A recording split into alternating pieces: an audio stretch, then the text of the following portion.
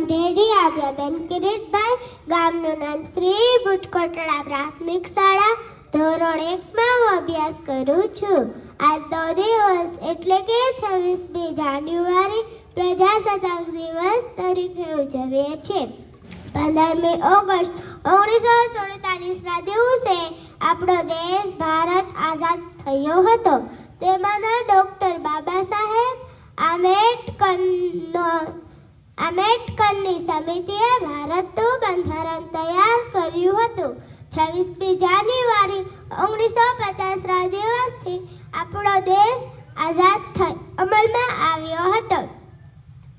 તે દિવસથી ભારત પ્રજાસત્તાક રાષ્ટ્ર બન્યો હતો.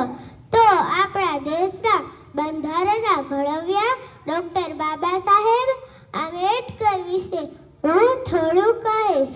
દલિતો અને પીડિતો માટે જીવન સમર્પિત કરનારા ડૉક્ટર બાબા સાહેબ આંબેડકરનો જન્મ મધ્યપ્રદેશના મહુ ગામમાં થયો હતો. તેમના પિતાનું નામ રામજીભાઈ હતું. તેમના માતાનું નામ ભીમાબાઈ હતું. ડૉક્ટર બાબા સાહેબ નાનપણથી જ તેજસ્વી હતા. તેમજ તેઓ પ્રખર દેશભક્ત હતા. તે આઝાદીની લડતમાં એમને મહત્વની ભૂમિકા ભજવી હતી. દેશ આઝાદ થયા બાદ તેઓ બંધારણ ઘડ્યું અને બંધારણના ઘડવૈયા બન્યા હતા.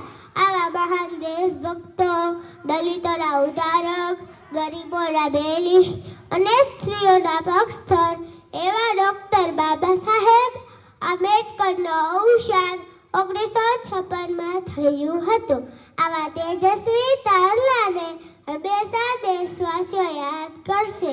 છેલ્લે એટલું જ કહીશ, દેશ કે લીએ લડूंगी, देश को बचाऊंगी,